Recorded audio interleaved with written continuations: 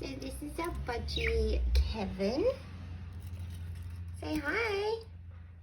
Yeah. And this is his little girlfriend. So these two have been together for a few months now. So we're waiting to see if these two are going to have some eggs and some babies. To teach Kev, step up, step up, step up, punch front foot, yay, good boy. So I'm trying to teach Kev step up.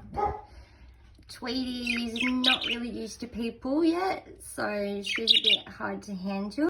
But Kev, he loves hanging out, and let him out of the cage and he flies around the house everywhere.